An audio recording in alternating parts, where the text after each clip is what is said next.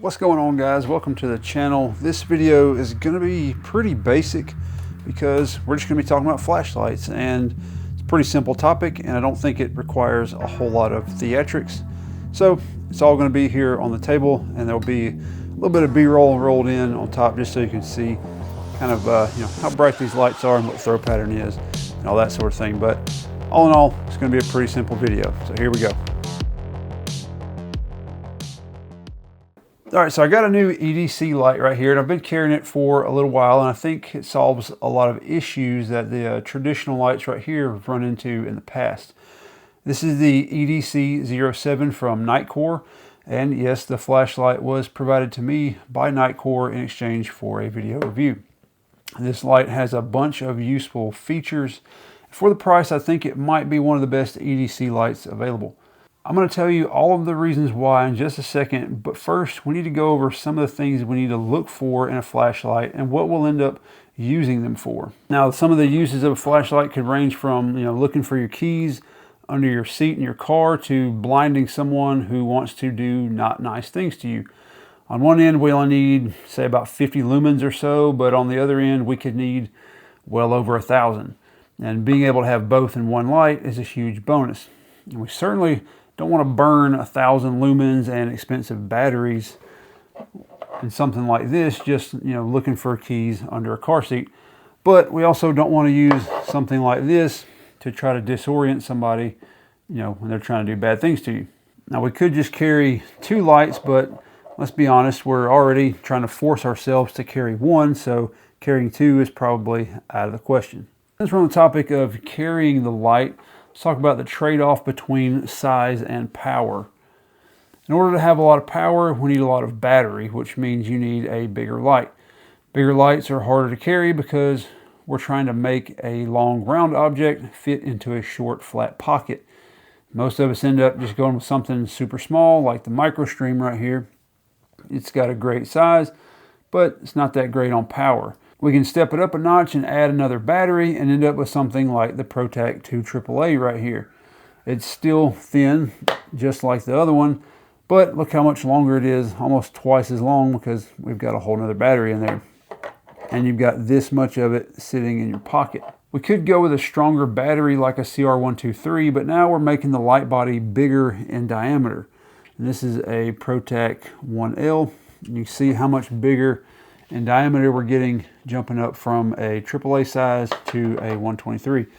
This has a few hundred lumens. This has like 80 or 100. If this one's not good enough, we can step it up with two CR123 batteries and go all out with something like this, the PD32 or the 2LX from Streamlight.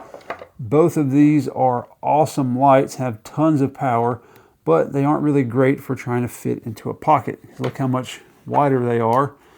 They're the same length, a whole lot wider, and usually most people carry these like in the front of their back pocket or in the back of their front pocket. So basically like 3 o'clock or 9 o'clock. And that's not a real, great place for most people to have a bunch of added diameter and width, on your hip right there. Because we've already got a bunch of other crap, and having a big fat flashlight is just not ideal. I think the answer to all of this is to just go with a light that has a non-traditional battery. This has a battery pack that's like built into the light, so we can kind of make it whatever shape we want. It allows the light to be flat instead of round, and it allows a little bit shorter because it can be wide. Some of that battery size can be spread out this way and make it a little bit shorter, and we can make up for it by going this way because of how thin and flat it is. So now we've got a short, flat flashlight for a short, flat pocket. It's a pretty wild concept, I know.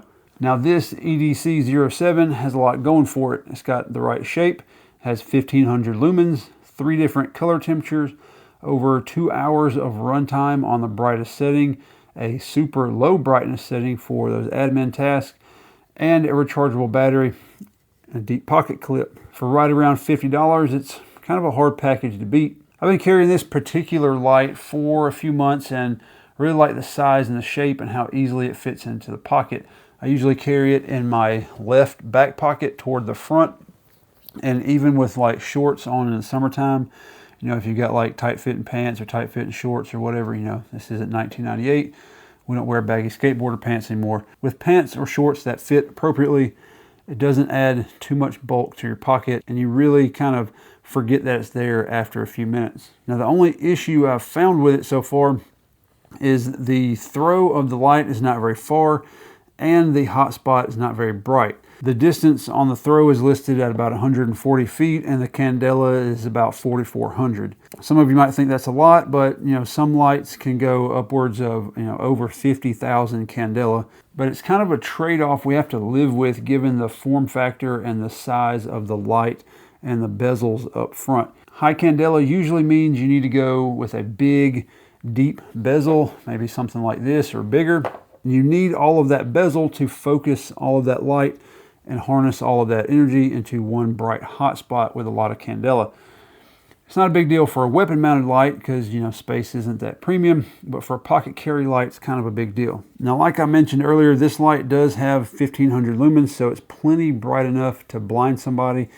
And that throw, if that's something you're really worried about, you might have to look at something else. But I mean, honestly, with your pocket light, how often are we trying to shine 50 meters, 100 meters, something like that? And I do like having a lot of candela just so it can punch through those photonic barriers that we hear about and all that sort of thing, just so you can overcome other lights that might be there. You can punch through and see on the other side of it and still have enough power to do what you need to do while you're fighting those other street lights or security lights, something like that. Whatever kind of light you might find yourself facing. Like I said, in order to do that, we have to have something like this. And let's be honest, this light doesn't have that many scratches on it because I just don't carry it in my pocket because it's so big and bulky.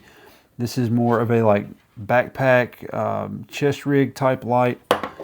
You can tell this one has a bunch of wear on it because of how thin and easily it fits into a pocket. But these feel about the same in the pocket. This has 80 or 100 lumens. This has 1500. So if I have to choose, I'm definitely going with this guy right here. So if you find yourself not wanting to carry one of these big lights like this because of the size or the form factor, take a look at the EDC07. Like I said, it's really hard to beat for 50 bucks.